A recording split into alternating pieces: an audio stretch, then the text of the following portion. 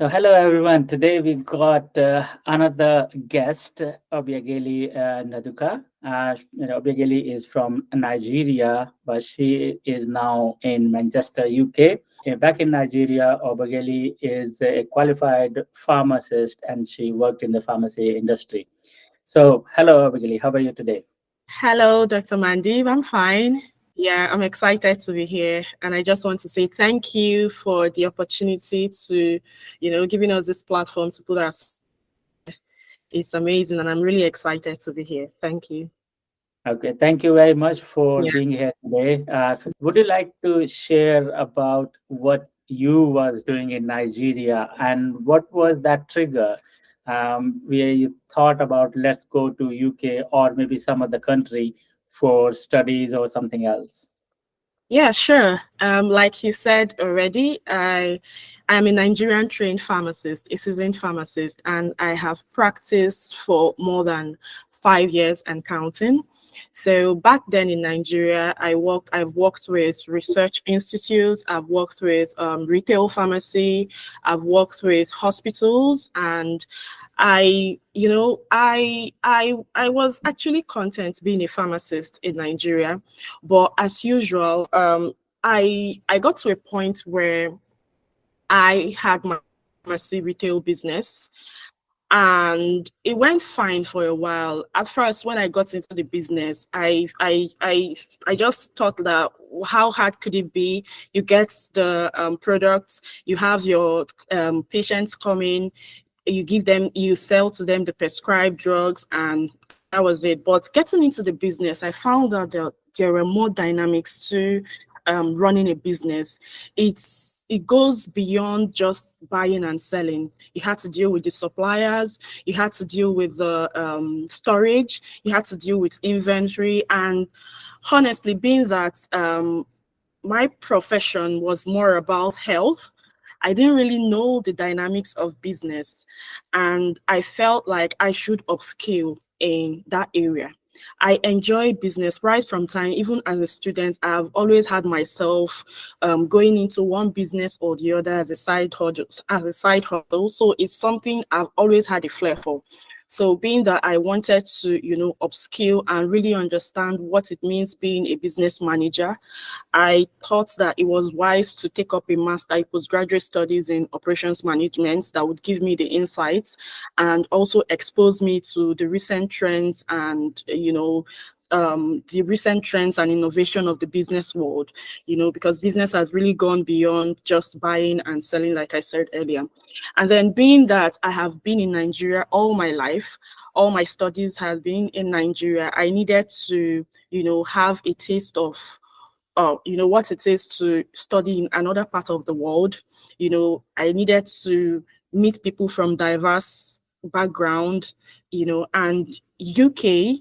I am married, for the record, so I had to sit with my spouse. We discussed it and we came up with the idea of let's try UK. So birthed the idea of wanting to leave my country to come to the UK to study. And that was the idea behind not, fostering a postgraduate study in pharmacy. Because whenever I meet people and I tell them, oh, I have an undergraduate degree in pharmacy and I'm currently doing operations, they're like, why? Why? But to me, I'm not entirely leaving the pharmacy industry. I just want to upskill in a part of it to just be the perfect team leader for the people I would lead in the future. So yeah. Okay. Yeah. I got several friends who does the same as well. They are from different background, Mhm. specialization in engineering or biology or something else. But later on, at a later stage, when they have to manage people, Yeah. they always go for like MBA or any degree in management where they want to learn about management side. Yes, they are specialized, but at the end of the day, management degree it covers all the businesses, all the Exactly. organizations. So that is Yeah. why people are going for the management. Yeah. So it's a good idea. If you wanted to run a business, you need to learn about management, how to manage a business. Otherwise, it is possible that you are specialized in something, but you don't know how to run a business. So if you start a business, there are high possibilities that it might fail until unless you Exactly. know how to Yeah. do it. It's not just running the day-to-day of business, but at the same time managing people, same time some other skills which you can learn from the management side. For example, communication, negotiation, dealing with supplier, customers, and so many other things. So Exactly. yes, that is a good idea. So I believe you are on the right track on that side. I So hope so. you mentioned about that your spouse suggested try UK. Uh, did you consider any other country as well, or was it just UK? Yeah, we had a couple of countries lined up when we were trying to come up with the best country that would best suit our family. We had Australia and also we had Canada. And actually, when this subject was on the table for us, I decided that I would be coming with the kids, right? And my husband, it wasn't convenient for him to come with us just yet, so it was going to be I and the kids. So we needed a country that wasn't so far from my home country, Nigeria, to allow us travel back to visits, to maintain the relationship and the closeness we had, and not really, upset the whole family system so much for the children that would be apart from one of us. And also we considered the weather also, being that we were coming with children and I have really young children. So we considered the weather and also the time difference, being that I would have to also keep communicating with my husband that is back home. So after all this consideration, UK was just on the top tier. And of course, we also looked at the financial expectations and all of that. So UK was just the best option for us at that time. And also, I looked at the application process for universities in countries, the time it would take to, secure the degree and everything. And UK just gave us the best, just checked most of the boxes we had. And that was the main reason why we eventually went for UK. Australia was going to be so far, having to travel back and forth to meet with each other and all that. And for Canada, the weather is quite extreme and most of their postgraduate studies go on up to 2 years. But for UK, you have just a full-time study. Postgraduate study is mostly 1 year, unless you have to do some other internships or placements. So we just decided to go for UK. Yeah. Okay. Okay. So when you were doing your research on different countries, so UK fits with your requirement, and as you mentioned that the UK is not that far. Yeah. Also, it ticks all the checkbox as well in terms of the finances, in terms of the other things you were considering at that time. Yeah. You mentioned about you got young kids. Yeah. Uh, how young they are? Oh, really young. My youngest just turned 2 last week, 8th of May. And yes, my daughter, she just turned 4, 30th of April. So I have really young children. Yeah, and they're here with me. Yeah. Okay, so we will come to your children part later on. So Mhm. once you decided about UK, you started the process. Mhm. How challenging was the process to get admission and to get visa? Well, of course, it's not a walk in the park. There are some challenges here and there, but it's really is something that is easy once you progress. It's something you can do because for instance, no one helped me throughout the process of the application. I did all of that myself. Getting the best the university I felt suited me more, and applying for the course, getting the admission, payment, everything. I did that myself. It's something that anybody can actually do, provided you have the drive, and you put in effort, and it's a step-by-step process. If you sit down and you want to think about the whole process all at once, it might become so cumbersome and tiring that you would say, oh no, it's something I can't do. But like I always tell people, the first thing is to start first. Once you take the first step, once you start that process of researching the university you think is best for you, and then ask questions. Of course, I asked a lot of questions. I had friends, I had colleagues that already did what I wanted to do. So I had the liberty to ask them in places where I wasn't so clear on, places where I was confused. And of course, I could see some questions that were asked during the application process that I might not really understand what they were trying to say.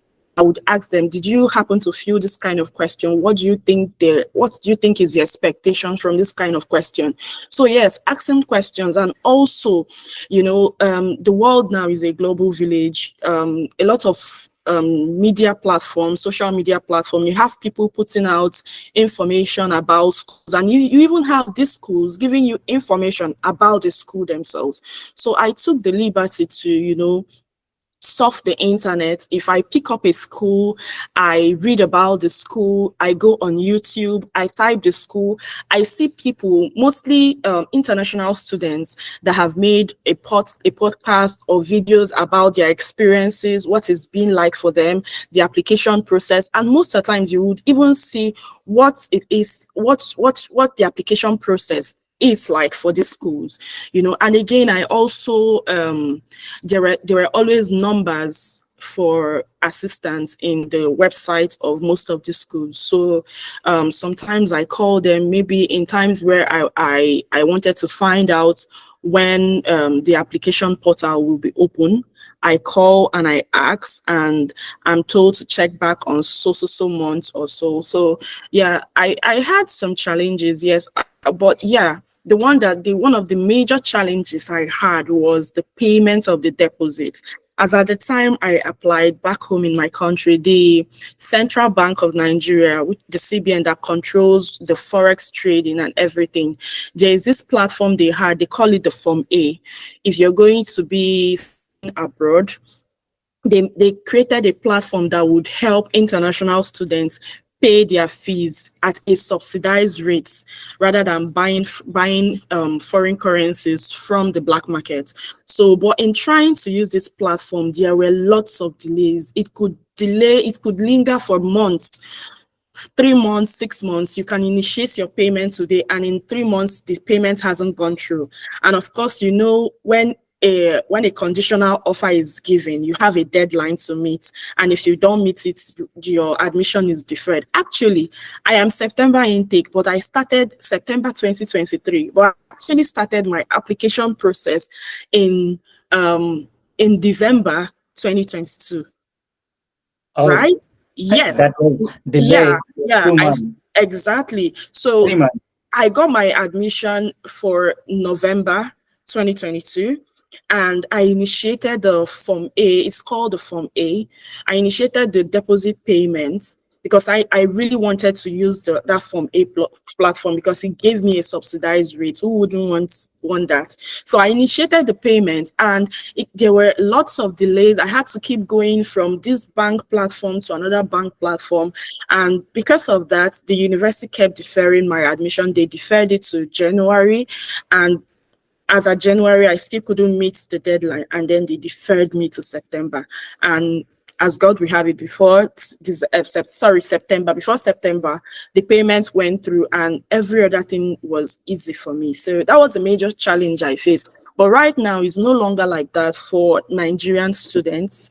Yeah, because there is no subsidized platform anymore. Everybody operates. It's now a level ground for everyone. So you just use your money, you buy the foreign currency, and you just make your payment. So yeah, but that was a major thing I faced, which I know a lot of people also faced that, because so many of the people I knew that were also going through the process had a lot of things to say and complain about that platform. Yeah. Okay, so that means that subsidized platform wasn't clearly working well. Maybe No, that's why they have abolished it now. So there is no need for that because it's not no, working. Just yeah. delaying the process. And I believe it's not just you, there must be many other students as well Yeah. Yeah. uh, who had the same problem. Yeah. Okay. Other than that, you did the application yourself, and Yeah. you think that it's very easy to do it.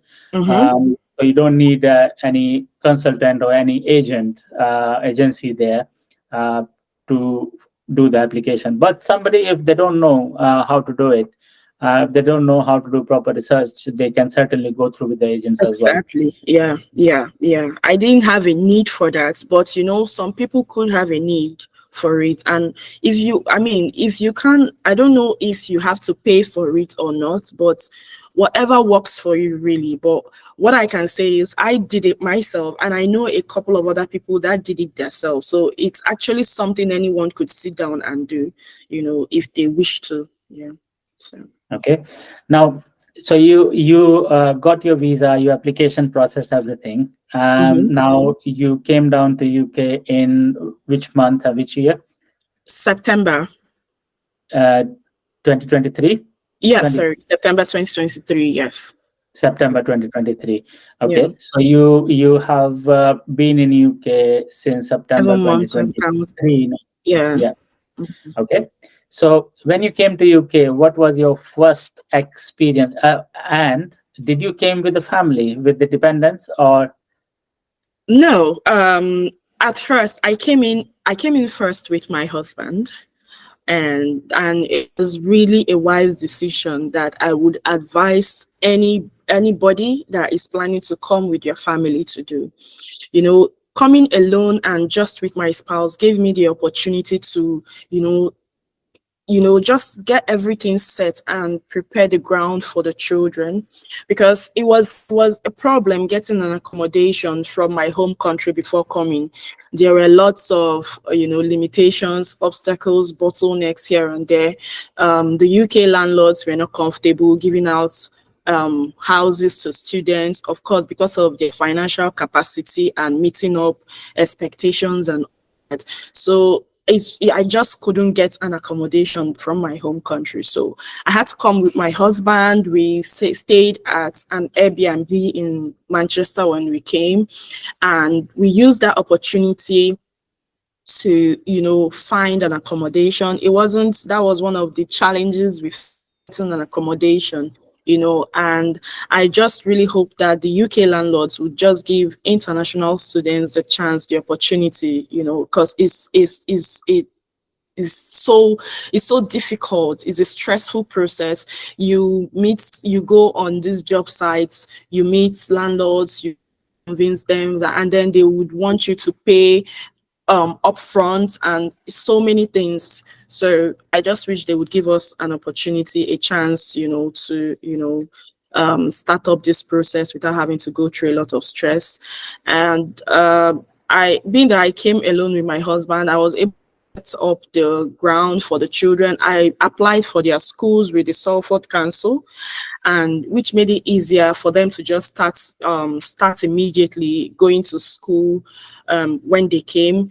And it made it easier for me, being that I needed to have them off my hands for the days I need to be in school. So just imagine that I came with these kids and I'm struggling to get a school for them, get them registered with the NHS, get to know the area, know where I have to go shopping, know the closest jeep. It would have been a no-no. So it was a wise decision we took. I came with my husband. It kind of leveled the ground for us to, start at a good pace. Yeah, I faced a major challenge also in commuting. The commuting system here in the UK is so much different from what we have in my home country. The busing system, the tram, the train. We don't have that kind of organized commuting system. And being that I've always been in Nigeria, I'm always very conversant with my area. I didn't have a need for Google Map or commuting apps. So coming to the UK, where I knew nowhere, I practically did not know anybody, navigating was a problem. So I had to leverage this commuting app. I didn't know how to use them, and I kept missing my bus and running after buses for the longest time. It was, thinking about it now, it was such a funny scene. I could use the navigation system and get to the bus stop. Now, when I'm there, I wouldn't know if it's the bus going right or the bus going left. Yeah. And I'm standing at this part, maybe take for instance, I'm standing at this part of the road waiting for bus 50. And I see bus 50 coming towards the other side. And I'm like, oh, this is my bus. Trying to cross. The bus has already gone. And I have to chase and chase. Eventually, when you enter, you find out that you entered the wrong one. Oh my God. It was a mess. It was a mess. It wasn't funny at that time, but then thinking about all of that now, I mean, I'm just grateful how far I've gone and, you know, how conversant, how much I have settled. Yeah, Yes, those were the few it's challenges. public transport is always confusing whenever Oh you my go God. to a new country. Yeah. It's always confusing. Well, which way is going? Should I have to go this Oh side? my God. And you know, there Yeah, are not many people to ask sometime. exactly. You have to, even though you are using the navigation app, sometimes it's still confusing. Yeah. But there are instructions given on most of the bus stop Yes. Yeah. Yeah. that tells, but is it could be confusing as well for a new person coming to the this country. It was really confusing for me. It was. Yeah, Yeah. it is always. Mhm. Now, you mentioned that you came with your husband. At that time, did you bring your kids as well at the same time, or later on? No, no, Okay. I didn't bring I came in September with my husband, and after he helped me as much as he could, he traveled back, and it was just me trying to put things together, get a house, furnish it, register the kids with, register myself with a GP, find where a GP is, you know the areas and everything, register the kids with the council.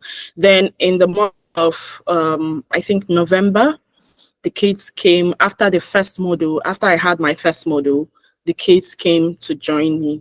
Yeah, it wasn't the easiest to then when they came, because I mean, I had already created a routine for myself. I knew what I was supposed to be doing at a time. So when they came, there was a major shift to that routine. I had to start incorporating their activities and involving them in everything I did, and it kind of unsettled me a bit, and but being that I had the opportunity to kind of arrange things before they came, it gave me a boost too. But honestly, it was really challenging having them. Sometimes you think you have everything sorted, and you know that you have a lecture on Monday, you're supposed to take them to school, and then you rush for your lectures, and on Sunday evening, someone just starts having temperature, and you're like, my goodness, what am I going to do at this point? So it's, oh my God, it was really challenging, but I thank God I was able to pull that all off. And I had very understanding lecturers, and also the schooling system is also very understanding. They always incorporate, because being a student, my lecture days are not constant. I could finish this module, and my lecture days are Monday and Thursday, and the next module I'm getting into could be Tuesdays and Wednesdays. And the younger child, I only pick days for his daycare only on days I am in school, just to kind of douse the financial expectations on that part. So being that my schooling days fluctuate up and down, his the daycare staff were really very understanding. They understood that I was a struggling mother that needed all the help and assistance. So whenever I came to them, and I tell them, oh, I would like to change my son's days from Monday, Thursday to Wednesday, Friday, they're like, oh, it's fine. Do you need any others? I'm like, oh no, that's just all. So it gave me that flexibility. All they had to do was check to be sure that they weren't full on that days. And so far, I've always been lucky. Whenever I asked for a change, they were always opening, and they just put him into such openings. So It's So, been, it's not by, been the easiest, but it's been, I've been by, able to do it. by the time the kids were going to school, your husband was in the country, or he went back? Oh no, he wasn't in the country. He had to go back to Nigeria to continue with his work. All he did was he just helps me bring them here. He stayed with us for a while, made sure the kids were settled in their schools and everything, and then he had to leave, which was very understandable. So I had to do most of these things alone, but he was really very supportive. We were constantly on the phone. He gave me some ideas. Why don't you try to do it this way? Even at a point he told me, don't you think it's best I have these kids back home in Nigeria? And honestly, I just wanted my kids here. So I told him, let me just try. I can try this, I can do this. And so far it's been working fine. Yeah. You got used to now. Yeah, kind of. Yeah, thank God. So you have talked about some of the challenges already. Now, I just want to clarify on a couple of things. For example, when you were looking at an accommodation after the B&B, first, for how long did you rented that B&B, and how much that costed? Oh, Um, and I remember now, but I mean, it was expensive because we were paying on a daily basis. I but it ran. We rented for 2 weeks at a stretch when we booked. So I think it was about 1,700 or 2,000 thereabouts. wow. Yes, it was up to that. So we rented it for 2 weeks, and after 2 weeks, when we came in, I and my husband, we just told ourselves, this is not sustainable. We can't renew this rent. So it was more like a do or die affair. We were really into trying to get an apartment. I was searching, he was searching. Whenever we had the opportunity to meet agents or landlords during viewing, we tried to convince them that we're not going to be trouble tenants. We are going to, make sure we meet the demands and everything. It kind of made us look desperate and everything. Of course, we were at that point. But eventually we got a place, and the place is actually very okay. The place we got very close to school. We have the children's school very close, the church, the hospital, everything is just around us. I really don't have to go out of the area to access any basic thing unless I want to. So yeah, and it's been good. Though when we first met the place, we were given a condition that we would have to make some upfront payments. But so far, so good. It's been Uh, fine. how Yeah. long does it take to get the accommodation? So you were able Uh, to we you were were, able to get an accommodation within the 2 weeks before the end of at the tail end of the second week. So we're able to get an accommodation. Yeah. okay. Yeah. Now, when you was in the process to get the kids registered in the school, Yeah. um, how easy or how difficult was that process for you? Oh, well, at first I was really confused because the process of their schooling here is entirely different from what I had from where I was coming from. Back in Nigeria, if you want your in school, we have a lot of private schools. In fact, we do more of private schools in Nigeria than public schools. You don't have to go through the council. You just walk into the school, meet the head teacher, and tell them you want your child enrolled. If there are any assessments or they have to look out to assess or whatever, they give you a date and you come in. But here is entirely different. You don't even need to go to the school. Everything is done online. You apply with the council. I didn't know all of that. So of course I had to ask questions. I had the opportunity to be in some groups. I'm in Nigerian group where we have a lot of people in Manchester. So I always ask questions about people that have had such experience. And of course, a lot of people have had that experience, being that a lot of us are just new immigrants that just came to the UK. So I had people telling me what to do. I went to the Salford Council. I registered myself and my children, and I was able to apply for a school place. And I would also advise anyone that wants to take this process to start early, because it takes a bit of a time. You don't expect to get an answer immediately. In fact, the truth is, when I applied, as at the time I applied as early, I came in September, and as at October, I already had my the application for my kids. And before they came in November, I got a reply for my older daughter. Of course, it was my daughter that I had to register. The other one was too young to start going to any school, so I had to put him in the daycare system. So before my daughter came in, I got a reply from the council, but the school they gave me and the time of the timing, it was not favorable for me, so I had to decline. They gave me the half day that I had to bring her in by 1 and pick her up by 12, which was just not going to work for me, being that I was going to school, and unless my lectures were just in the mornings, it wasn't going to work, and it wasn't so close to the house too. So I declined that offer, and they told me, okay, that they will keep searching, and if any opening comes up, they will let me know. So when she came, I had to put her and the younger one in the daycare. They were first going to the daycare. Fortunately, the daycare was able to claim the benefits that my older child was entitled. She was up to 3 years. She was entitled to 15 hours free schooling. So the daycare was able to claim that benefit for her, which kind of doused the finances on her part.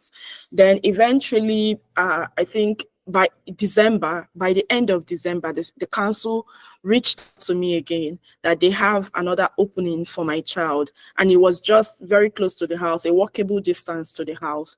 At first, I didn't want to accept it because I told myself she's still 3 years, so they are still going to try to give her the 15 hours, which is the half day, which wasn't going to work for me. But a part of me said, why not just go to the school and ask? And if that's the same thing, you can decline. So I dressed up one day and I went to the school. I told them that the council told me that my daughter has been offered this place here, and I just want to find out if she could use the 15 hours at a stretch on 2 days, rather than having to split it for the 5 days of the week. And they told me, oh no, that they run full-time hours for every child in their school. They don't do, and I was amazed. I'm like, really? She's 3, she's entitled to 15 hours. Is that okay? She said, yeah, it's fine.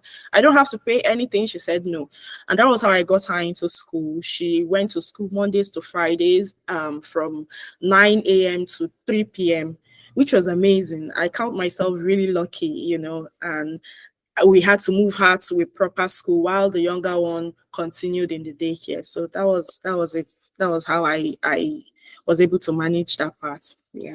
Okay. Now, I want to clarify something here. You mentioned about the daycare says that 15 hours is covered. Your older child Yeah. can get that benefit. Yeah. Um, I'm really not sure about it. Is it true that the government give that kind of benefit to the child of immigrants who just came to the UK? Yeah, sure. The UK government system is so considerate of everyone living here. I would give that to them. So if you have a child that is 3 years, um, in the UK, for an immigrant that does not have access to any public fund, just like I am, your child from 3 years has the opportunity to claim 15 hours for free in daycare or in a proper UK school. Now, from 4 years, they are entitled to 30 hours, right?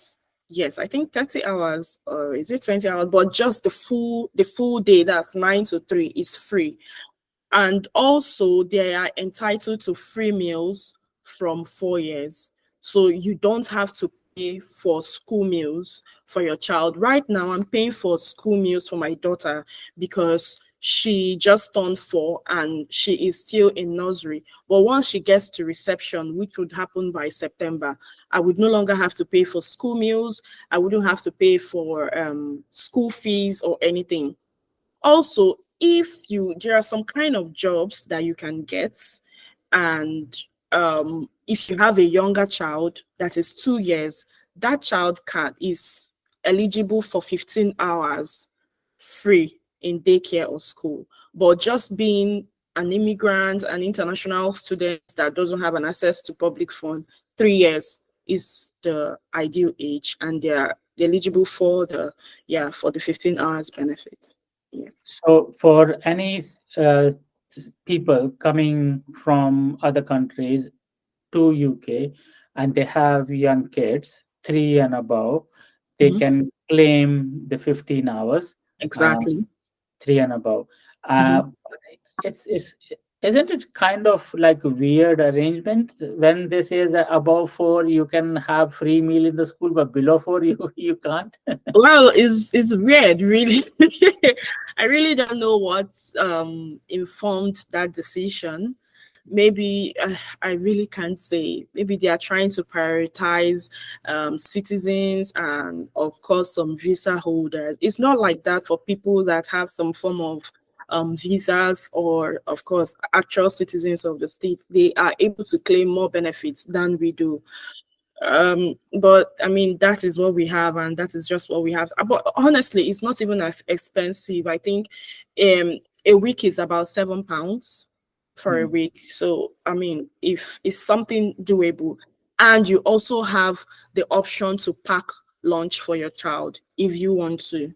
But I just didn't want to get into all of that. Yeah. Yeah, so that means week is about £7. So that means like £1 25 pence per It, day. per day, exactly. It's not. And It's really, in yeah. that they get a proper meal, but at the same proper healthy meal Yeah. and milk, and juices, and some other Yes, things. snacks. They actually feed them twice, the main meal, and then later on they give them snacks, fruits, puddings or whatever. So they get an actual meal, healthy meal. In fact, if you have a child in the early years, they wouldn't give them any cold meal. They say they don't offer sandwiches to younger children just because of the possibility of it being contaminated or all of that. So they give them proper hot meals. And I know my child always complains to me, I don't like, they gave me this today. I don't know what it is. I don't like it. But it gives them the opportunity to also expose to the culture, the new place that they are in. They might start at first to fiddle on their food, but as time progresses, they are children. They are, if you expose them to anything, they pick up.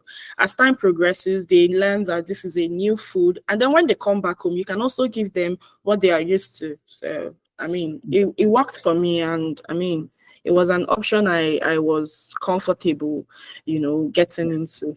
Yeah, End of the day they will get used to of this exactly. change, because over here we in UK most of the schools have their own kitchens, even the primary or the secondary school, Yeah. and the meal is available. I mean, freshly cooked hot meal is available in all the schools, um, but the taste could be really blunt. Yeah, that, that's the only thing. They don't use any spices or anything, spices. just Yeah, salt, maybe slightly pepper, yeah, nothing else.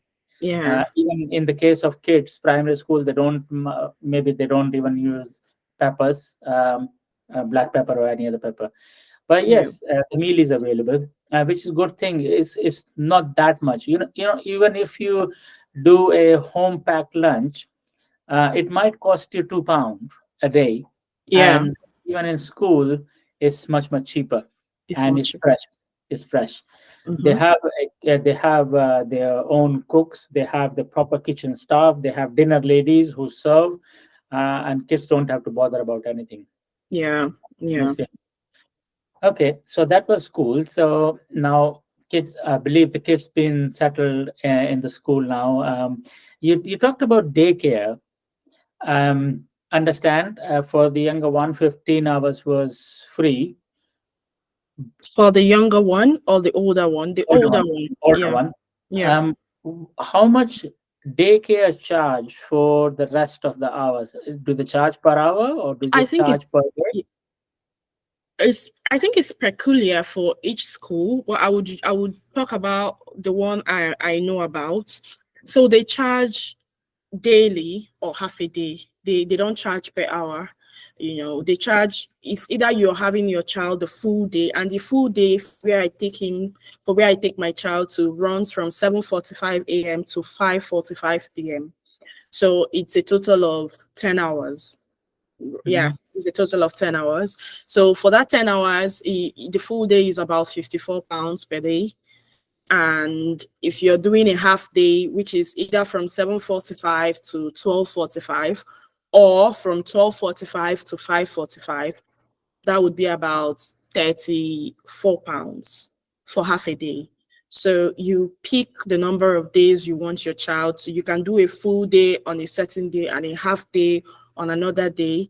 But whatever day you pick, you're going to maintain that day throughout his coming to the daycare until you decide to have a change of day. You can't just have him today on Monday and next week you want him to come on Tuesday when you hadn't picked Tuesday. And they do that because they have different capacity of children for different days, right? So if you're going to bring your child in on any day, you have to be constant so they can be able to check the capacity they have coming in on any day.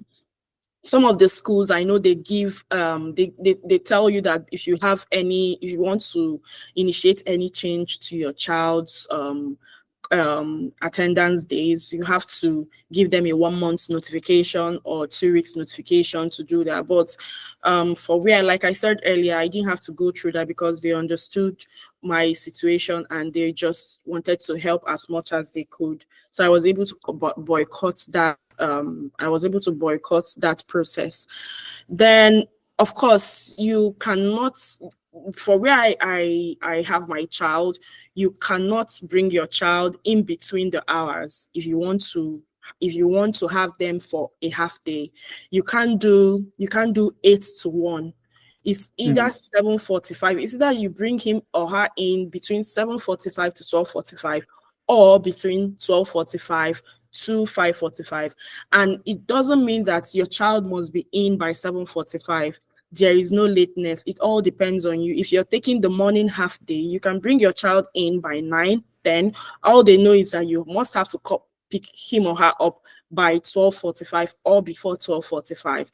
So, and that goes same with the full day. You can come in at any time, but you mustn't exceed the time which you're supposed to pick up your child. If for any reason you're running late, you should call them on phone before the actual time and tell them you will be running late. And they give a grace of, I think, twice a month. If it happens above that, then maybe they might take up your case with the child social service. So it's something you should be very careful of, so it doesn't put up the front that you're giving some form of neglect to your child or taking advantage of the school policies and everything. Yeah. Yeah.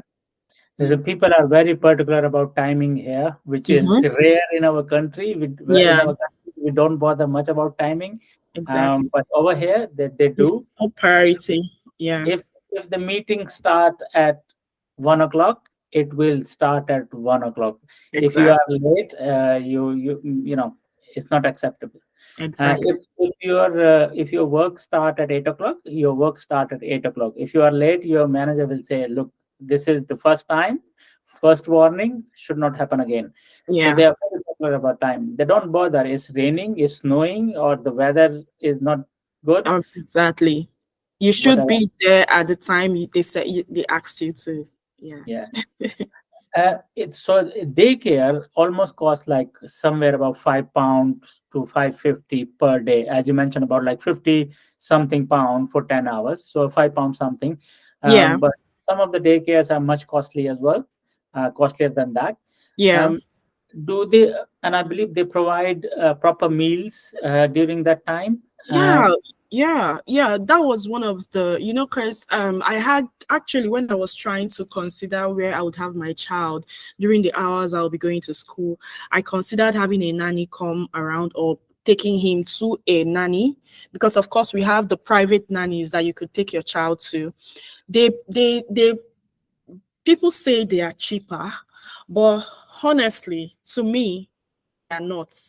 Well, yes, when you consider, when you're just looking at what it will cost you financially, to me, honestly, I putting everything together, the daycare was easier for me. I don't have to pack lunch or pack any sort of food for my child.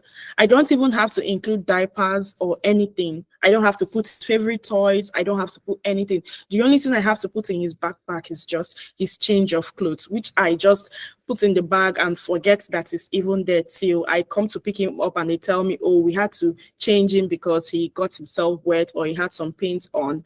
It was so easy and flexible and stressful for me. So having the stress of, oh, what am I going to pack for him? You wake up so early to make sure that you have the food was out of it. Being sure that, oh, I hope his diapers are going to be enough, or that was out of it. The only extra thing you need to bring in is maybe if he has a prescription drug he's taking, you just bring it in and you tell them this is what he has to take. You sign a form and they give him the drug as prescribed. So it was really just so flexible and easy for me. And at the end of the day, I just felt it was a better alternative for me to go with. Yeah. So in a way, it's costly, but it's worth it. Yeah, it's worth it. Instead of having a private nanny, Yeah. and you have to do all the stuff you need to, like lunch and diapers and everything. So in that terms, so when they are providing all these things, it's not that costly. Exactly. Okay. So now when you settle down and at the same time you were going to the university as well, attending your lectures, first thing, did you know anybody in the university before you came? Honestly, okay, yeah. Second, how easy was it to make friends within the university and finding what is going on in the university? Well, honestly, I had nobody in the University of Salford when I came. Well, when I took the decision to come to University of Salford and to reside in Manchester, um, of course, because of where I would be schooling, I knew that it was going to be a very lonely journey because I had nobody in Manchester. Yes, I have a sibling here in the UK, but he's just not around where I stay. He's far away from where I stay. So it's not just a thing of, oh, I'm so lonely, let me go see my sibling or any of that. In Salford, in Manchester, in the university, I had nobody. And that was one of the major challenges I faced: loneliness, isolation, depression, missing your friends and family back home. Oh my God, it was a hard time, really. But it was, I didn't, well, for as a person, I have really not had a challenge of making friends.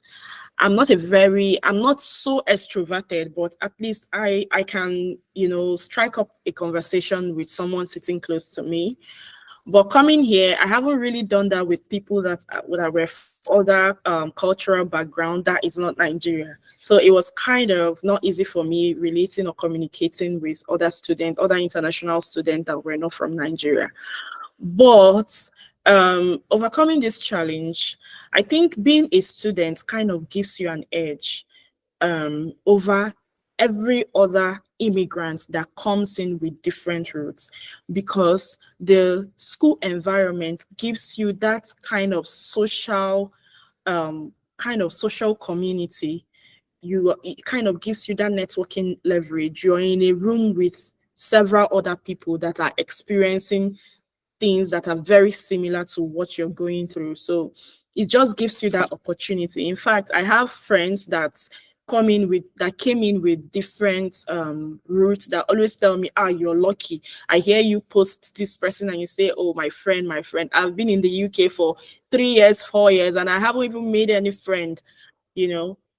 So being a student, being here as a student gave me that opportunity to sit with people in a class, relate with them, communicate with them, and kind of strike up a relationship with them.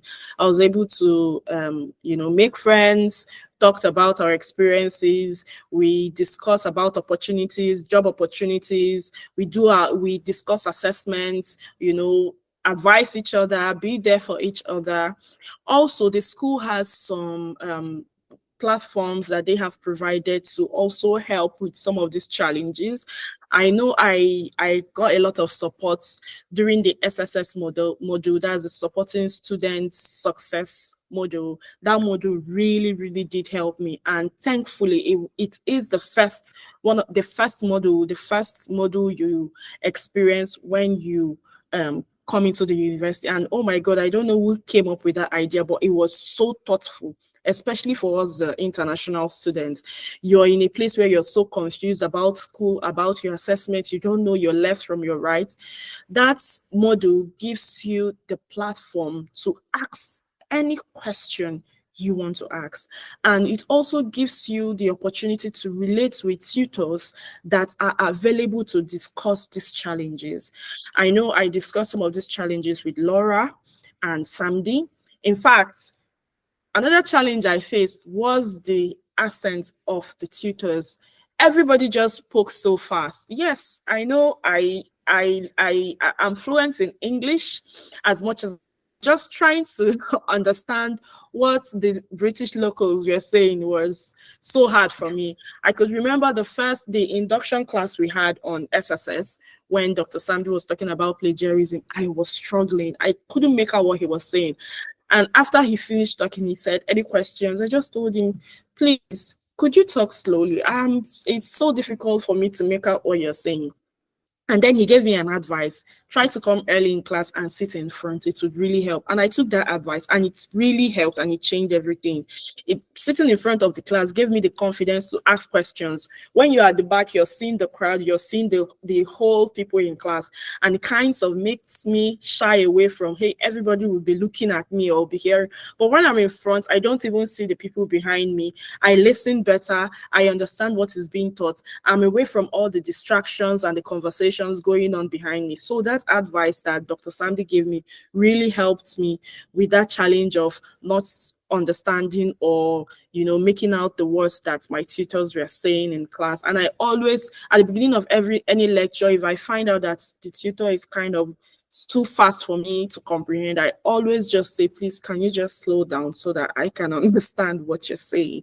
So yeah, also the Axos is another platform the school makes for international students like us. In fact, all students, you can ask anything, you can call their numbers. They are always available even when the school is not in session. You can call them and ask them any question about finances. If you need help, student loan, disability, whatever, your mental care, whatever it is you're going through, you can just call them on the phone or walk into their office and discuss these things, and they understand. They don't judge you. They don't say, "Oh, but you're supposed to know this. Why are you feeling this way?" I leveraged that platform too, and it really gave me some form of acceptance and inclusivity when I came to the University of Salford. Yeah. Okay. Yeah. Now, you mentioned about the accent of the lecturer in the beginning. Yeah. Many of the other people we had podcasts, they are also saying the same thing. And even though it doesn't matter how fluent you are in English, you start questioning at that time, is my English good enough? Exactly. Is my English good enough? Yeah. Maybe they are speaking something else, some other language, or maybe I'm listening some other language. What is happening Oh, here? But you get used to it. exactly. After some time, you get used to it. You have to listen carefully sometimes. Exactly. Yeah. Now, since you mentioned that university has provided so many opportunities to socialize and to make friends, and there are a lot of facilities available as well, there are always opportunities to ask questions whenever you are confused.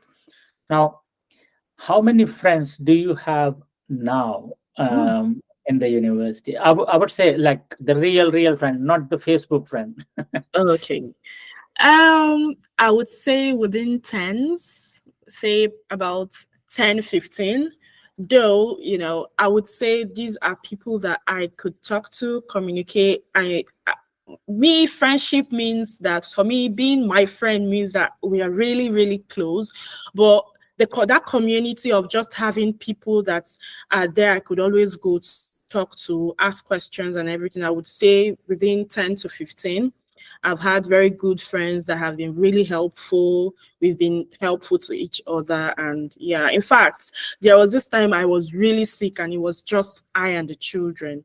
Like I was so sick that I couldn't get up from the bed to make food. I couldn't attend classes.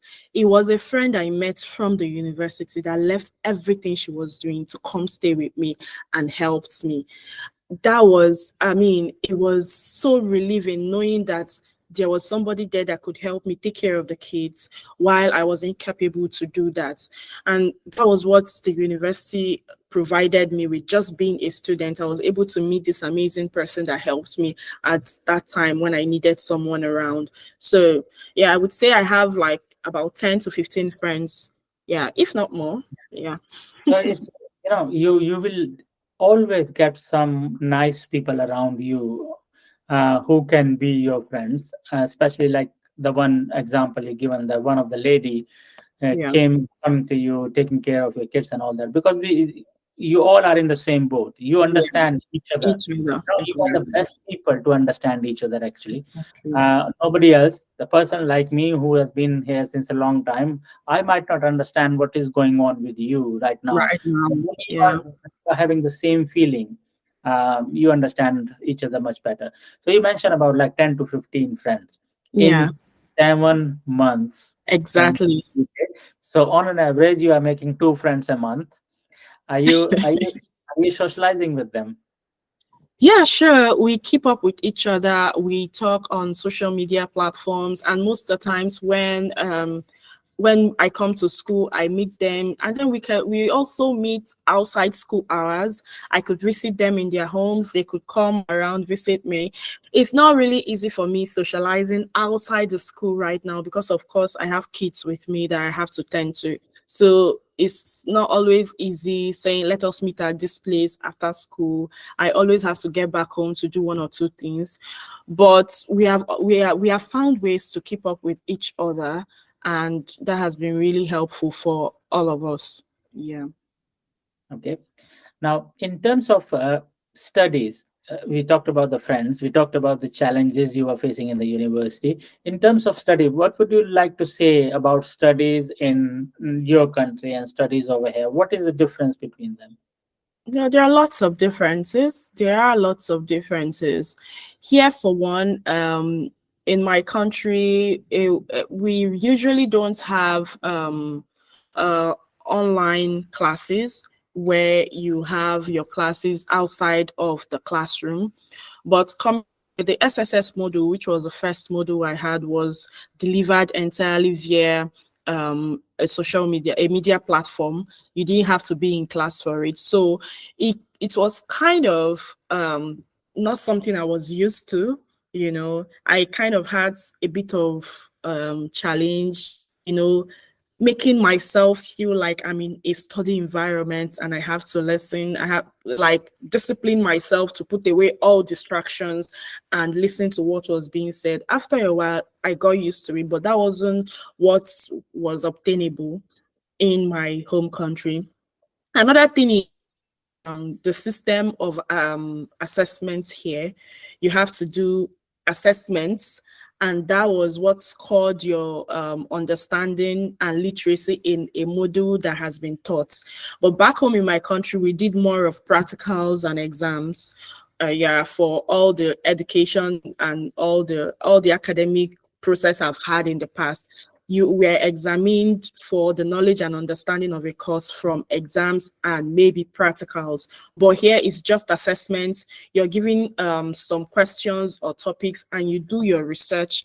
You do independent reading, independent studies, where you have to discipline yourself to make this research, to study by yourself. You sit in a room, your lecturers do not give you everything hook, line, and sinker. They just expose you to topics and you have to do the in-depth studies by yourself. I had to do lots of disciplining and cautioning to myself to meet deadlines and to deliver the best in my assessment, because that wasn't initially what I have been used to. Back then in my country, you come to classes, you are exposed to everything, and you are taught what you should expect in the exams or the practicals. You do these demonstrations, and during the exams, they bring out a replica of what you have been taught in class. You are examined by how good you answer these questions or how good you are able to demonstrate these things in practical. But over here, they just give you like the tip of the iceberg, like I always say.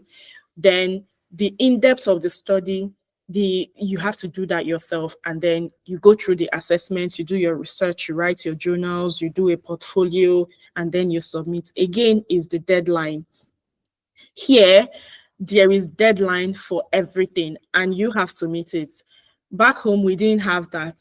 It was today on Monday, 9 a.m., you're having so and so exam. You come, you sit down, you write the exam and go. But here, nobody cares if you started this week to do your assessment. Nobody cares if you're starting your assessment on the last day of the assessment submission. What everyone knows is that you must submit your assessment on this day at this time, else you will face this penalty. And it's not adjustable unless you apply for some kind of extension. So I had to condition myself to, to develop policies and ideas, practicalize them on how to meet this deadline while delivering with the best I could. Yeah. So Okay. Now, so you started your studies. At the same time, was you looking for the jobs as well? well, actually, when I first came in September, before my kids joined me in November, at that time, yes, I was looking for a job because I felt I could just do something for the few months or few weeks that my kids were not with me. And then maybe when they come with me, if it's not something I can juggle, or if the finances of having them somewhere to go to work don't match, then I would have to quit the job.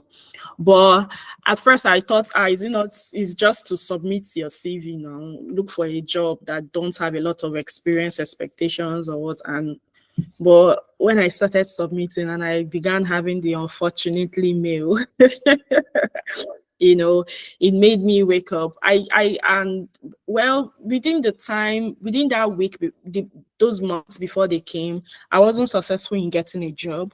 And then after they came, I just had to give up any idea of working, because I just saw that it was a handful already for me, going to school, taking care of these children, and just managing the home. So I decided to just let that part go while I focus on my studies. But after a while, I felt like I have achieved the routine, and I feel like I could incorporate working into this routine I have and see how best it goes. And then I started applying again after a while. Yeah. Okay. So once you started applying, was it easy to get a job? Did you mentioned that you are working now Yeah. uh, as a journal assistant with Salford Council. Mhm. Um, so how long does it take to get a job in the UK, or how challenging was it? How long? I wouldn't put any time or duration to it. I would always say it's peculiar to individual, and of course, time and chance. I just leave it all to time and chance. But before you say time and chance, you have to be sure that you're doing the right thing, because the application system that or you experience back home in your country, in your home country, is definitely going to be different from what you have in the UK. UK has some form of expectations, and every job role you apply for is unique in its own way. That was something I didn't know initially when I started applying. At first, I was using just one CV to apply for all the roles I saw. I'm using a CV prepared for putting myself out there as a pharmacist to apply for entry roles in management or administrative entry roles, and that wasn't going to work really. So I began asking questions. I consulted my tutors, my mentors, and they told me, opened my eyes to some of the things I was doing wrongly. And I was giving the advice that every job role requires its own CV. You have to tailor your CV to suit the job role expectations for each application you're putting, because you could apply for this role and they are looking for someone that is very good in communication, fluent in Microsoft and fluent in English and conversant in using Microsoft package, and you have to tailor your CV to meet those expectations. While the other role you're applying for could be asking for somebody that has confidentiality, that has experience in some form of in some data packages and all that, you have to still tailor your CV. So just having a generic CV is not enough. You have to tailor your CV to meet the job expectations for each role, and that helps me. In fact, that was the turning point of my application process. I was always getting the unfortunately mail. We think you have the good personality, but unfortunately we cannot have you continue this process. I had thousands and thousands and thousands of them, and I just had to tell myself, no, you're doing something wrong. And after I consulted and talked to a lot of people, I started tailoring my CV to meet those expectations. And I began having calls to come in for interviews. And after a couple of interviews, I was able to get this role that I currently hold. It's a part-time role. It's just perfect 20 hours on the dot. And it's a permanent role. It's not on contract, and there is also a room to progress. There is a room for career progression. So, I mean, it's just perfect for me at this point. Yeah. Also, another challenge I had, let me just put this out there. Another challenge I had while applying for jobs was the challenge of having to work part-time. Being a tier 4 visa holder, I am mandated to just hold the 20 hours job limitation per week. So a lot of employers don't want such people that have such limitations. So you could be qualified for a role. Your CV could be the best for the role, but because of that limitation, I had that experience a lot. They call you and they tell you, oh, you're perfect for this role, but unfortunately, we can't offer it to you because you are just on the 20 hours and we are looking for a full-time staff. And they will tell you you can call back when you're free to work full-time, but then you know that by the time you call back, it might not be available. So yeah, that was one of the major challenges I faced. But honestly, I was just lucky to land this role that was just perfect for me. Yeah. Okay. So you are saying that the jobs are here, but the only problem was the CV, which is Yeah. you were using the same CV for different type of jobs. But when you learn that you need to modify the CV, you started getting the calls from the recruiter that the job is available. I mean, for the interviews and all that. Interviews. Yeah.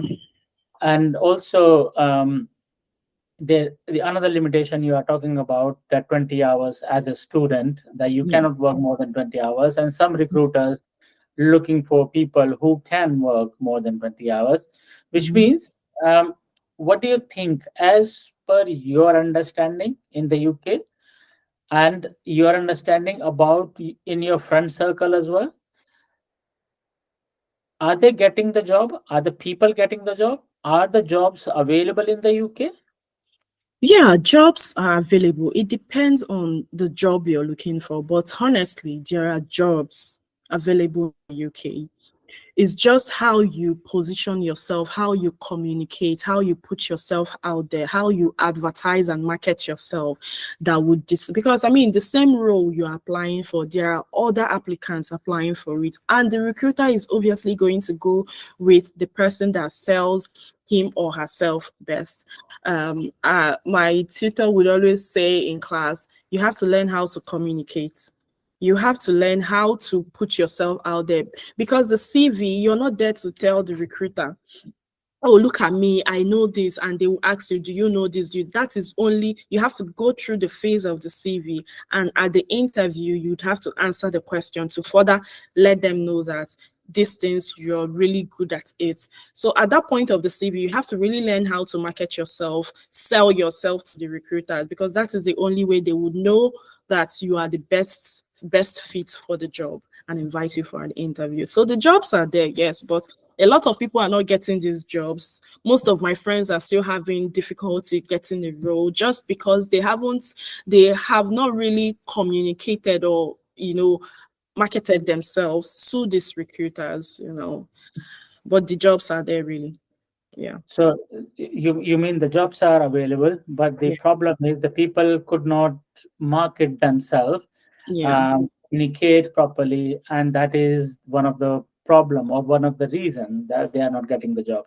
Yeah. So what would you say to the people who are making YouTube videos and putting on different social media platforms that don't come to UK, there are no jobs available? What do you say to them?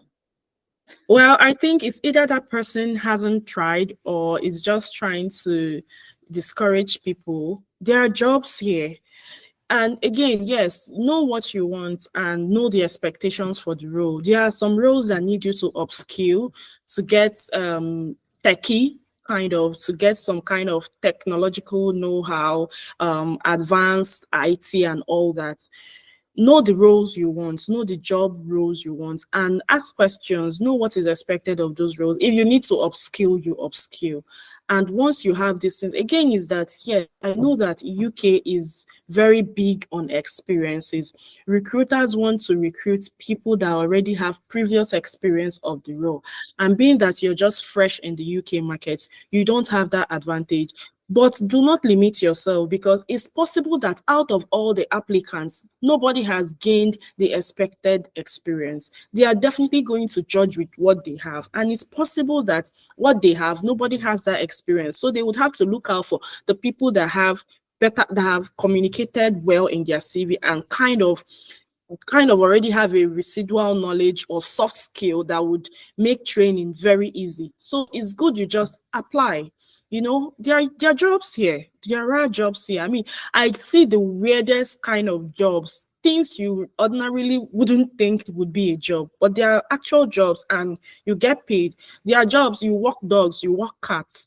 There are jobs, there are jobs, really. There are, yeah, Yeah. yeah, So you are saying that when somebody is applying for the job, they need to stand out, yeah. because a lot of students are coming every year, or not every year, every like 2 or 3 months, after every One, 2 or 3 months interval, because we got like 5 intakes in the universities. A lot of students are coming, they all are applying, they all are looking for the job, and you have to stand out of them, one in maybe hundreds of applications. yeah, And if you don't market yourself properly, if you don't communicate, and your CV is one of the part of your first communication with the recruiter, and your covering letter is very first thing they are going to look at. If you don't sell yourself in the covering letter or CV, they are not going to shortlist the CV. And that exactly. is one of the biggest mistakes people are doing, because they don't know what type of CV they will require in the UK. They are not looking at the job profile or the job description properly and grabbing the keywords from there, Mhm. and they're just applying for it. So I think that is what you're trying to say, that this is what the challenge is, and that is what you faced as well. You said Yeah, that you were doing the same thing, but when you learned that this is how you should do, this is the right way to do it, and you started getting calls from people. exactly. By the way, I mentioned that in other podcast as well. Very soon, within a couple of weeks' time, I'm bringing a workshop on how to write your CV, Oh, and that's based awesome. on the job description, how to grab the keywords from them and how to put it on your CV.